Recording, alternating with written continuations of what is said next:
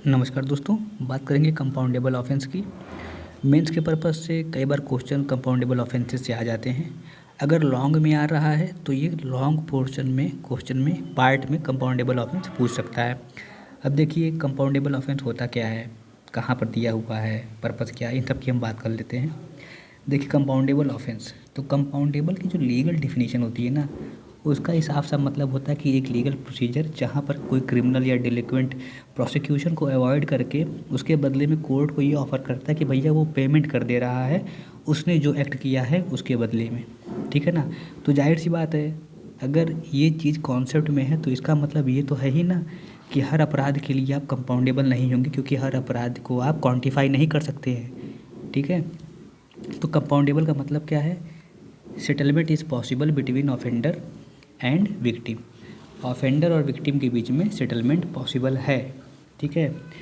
अब यहाँ पर देखिए सेक्शन 320 क्या कह रहा है, एक्सक्लूसिव लिस्ट देता है। ठीक है। अब देखिए सेक्शन 320 जो है, यहाँ पर एक आपको पूरी लिस्ट दे दी गई है।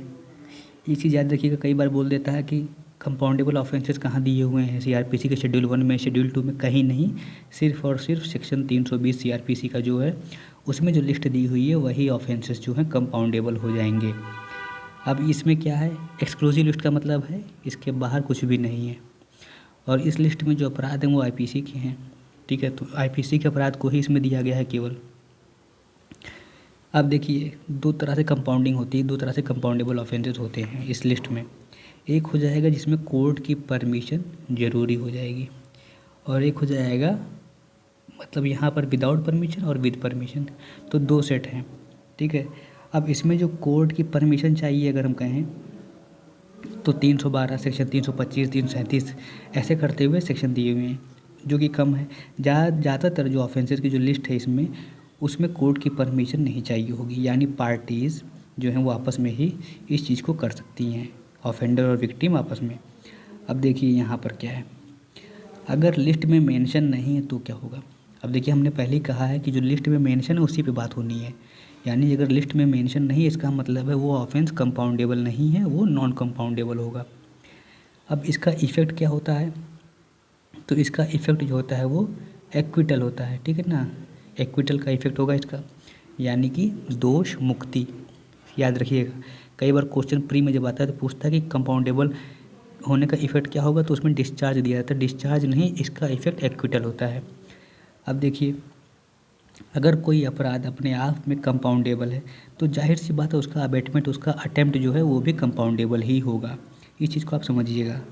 अब बोल रहा कंपाउंड कौन कर सकता है, तो देखिए कोई भी पर्सन जो काउंटेड करने में कम्पिटेंट है वो कंपाउंड कर सकता है कोर्ट की परमिशन से। ठीक है ना। अब देखिए अदरवाइज, यानी अगर पर्सन कम्पिटेंट नहीं भी तो उसका जो एलआर है उस पर्सन का जैसी भी सिचुएशन हो, जैसी भी हो, वो भी जो है कंपाउंड कर सकता है कोर्ट की परमिशन। आपको बताया मैंने, कोर्ट की परमिशन इसमें चाहिए बस।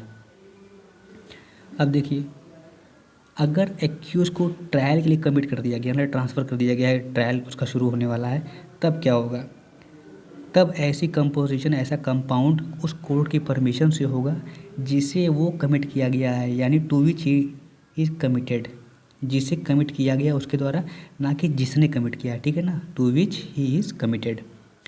अब देखिए अगर जहाँ पर अपील पेंडिंग है तो ऐसी दशा में एक्यूज़ का कौन करेगा भाई, तो जाहिर सी बात है वो कोर्ट जहाँ पर अपील पेंडिंग है वही करेगी। अब हाई कोर्ट और कोर्ट ऑफ सेशन जो होती है अपने रिविजनल पावर्स के थ्रू भी कंपोजिशन कर सकती है, ये बात भी स्पष्ट हो जाती है। अब देखिए सीधे आ रहा है लास्ट पॉइंट जो पढ़ेंगे, प्रीवियस कन्विक्शन। अब देखिए अगर कंपाउंड होना है और प्रीवियस कन्विक्शन साबित हो जाता है, और प्रीवियस कन्विक्शन के ग्राउंड पे अगर इन्हेंस्ड पनिशमेंट का प्रोविज़न, इन्हेंस्ड पनिशमेंट दी जा रही है, या फिर पनिशमेंट ऑफ डिफरेंट काइंड की दी जा रही है, तो याद रखिएगा ये सारे सेक्शन उस पर एप्लीकेबल नहीं होंगे, और इसका मतलब यहाँ पर है कि उस पर कोई कंपोजिशन नहीं होगा। ठीक है ना।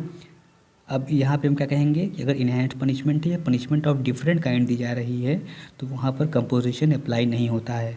ऑफेंस पे, उसके अबेटमेंट पे, उसके अटेम्प्ट पे तो कंपाउंड हो सकता है, लेकिन अगर उसने ऑफेंस ऑलरेडी किया है, प्रीवियसली ऑलरेडी कन्विक्टेड है, दोष सिद्ध है, उसकी पूर्व दोष सिद्धि है, तो ऐसे मामले में अब उसे इन्हेंस पनिशमेंट मिल रही है या फिर डिफरेंट काइंड ऑफ पनिशमेंट मिल रही है, तब इस दशा में कोई कंपोजिशन, कोई कंपाउंड नहीं होगा।